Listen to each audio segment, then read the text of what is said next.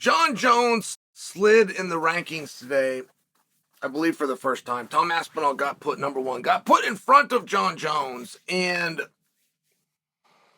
Brett Okamoto, ESPN co-worker of mine, came out and said something along the lines of, hey, this might strike you as a surprise, but it shouldn't.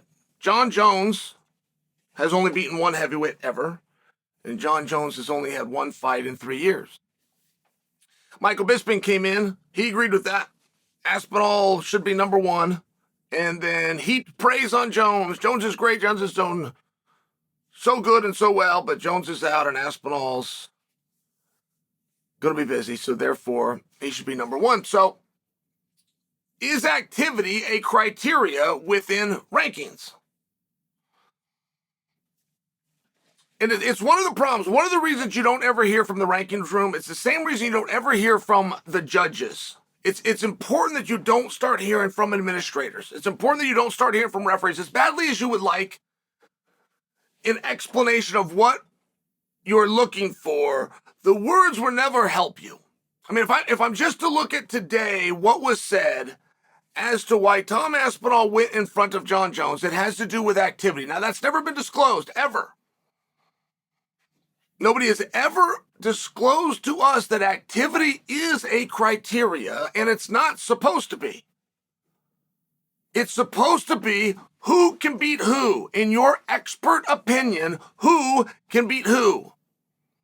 And your job is going to be very easy if A and B have fought before. But if A and B have not fought before, and you are forced to rank one of them, this is where your expertise is to come through. And there are things that you will be forced to turn to, such as common opponents. Just for example, but if ultimately it comes down to you know what you're looking at, that is why you're entrusted with this role. And you start to see where there's no benefit to coming out and justifying or coming out and explaining. I fully agree with the assessment that Aspinall is in front of Jones. I agree with that assessment because Jones has told us, I can't do it. So it wouldn't matter what the reason was. It wouldn't matter what the possible reasoning behind that, I can't do it. If you can't do it and somebody else can, then just right there by definition, that person would be better than you. They would be in front of you. So I do wonder where that concept gets lost. I mean, that's ultimately what you're supposed to do. I will see people hold certain rankings where no reasonable person believes the folks in front of them are better and can beat them. But they've had more in their record and they finished 5 and they start telling you things that is no part of it. Can this person beat this person or not? I just find it to be an interesting topic because it's not overly meaningful. That is done in the fighter's head. I mean, I had to see one today where Robert Whittaker, you know, I really like Robert Whittaker. As a person, he's a very nice person, but I respect what he's done in the career as well. It doesn't change the fact I have never in my life read a Robert Whittaker interview where he accepts a challenge. I've never in my life heard him say the word yes. I've only heard no and then excuses and reasoning that he's come to in his own conclusion as to why the answer is no. But it's always no. Like at some point, I really don't, it doesn't matter if you're right, wrong, or indifferent. The answer is always no. I've never heard him say yes. So he comes out yet again today, Robert Whittaker, and he turned down a potential challenge by Brendan Allen.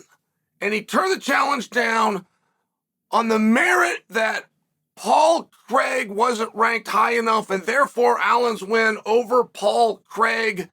And I mean, I was so upside down and sideways, I didn't even know what it meant or why it meant anything.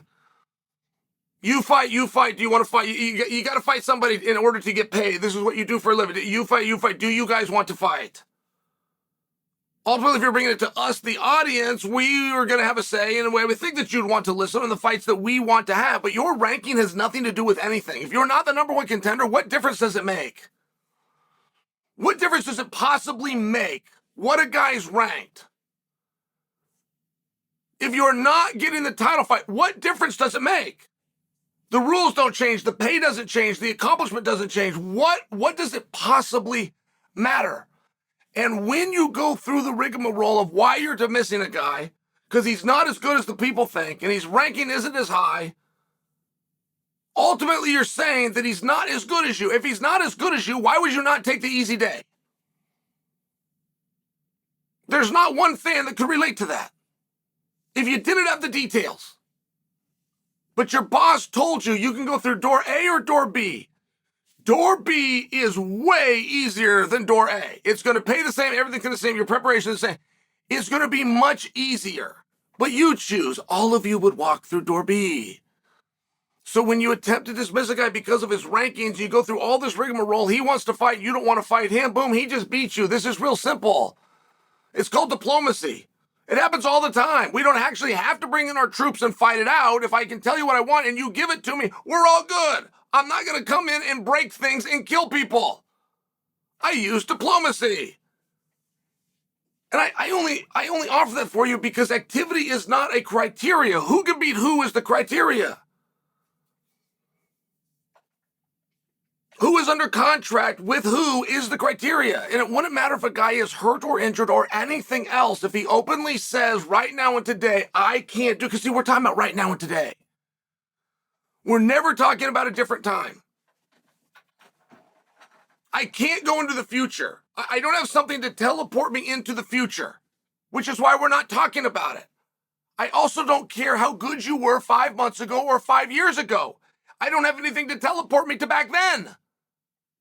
I'm only talking about right now. So if you have one party that says, I can't do that, you now don't have a debate on who goes where. Your job has been done for you. And that might sound cold and that might sound calloused, but the job is still done for you. And I thought that Tom was a real gentleman. He just wanted to be called the active champion. And a former champion in Francis Ngannou. He never lost his belt, but he lost his contract. So that eliminated him for discussion to a specific promotion of UFC. And for Tom to be active and for Tom to be busy and for Tom to be willing and wanting and able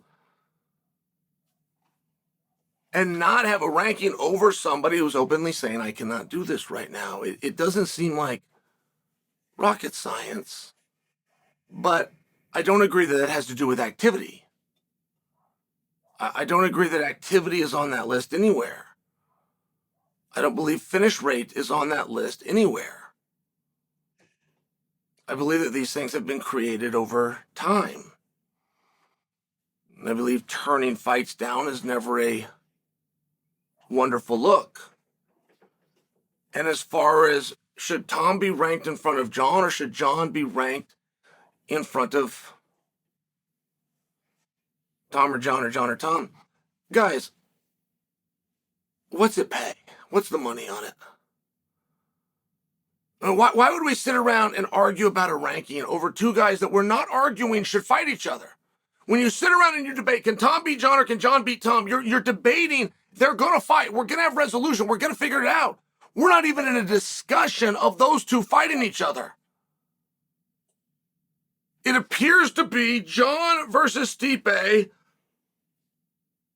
sometime, but next. There's no discussion on who Tom should be fighting with. And it just feels like a real wasted breath to argue a ranking or a number that doesn't matter to anyone other than the guy that has it. I mean, the whole rigmarole that Robert Whitaker went through today and talked about a ranking, it was so painful. Maybe he's right, maybe he's not. There'd be no way to know.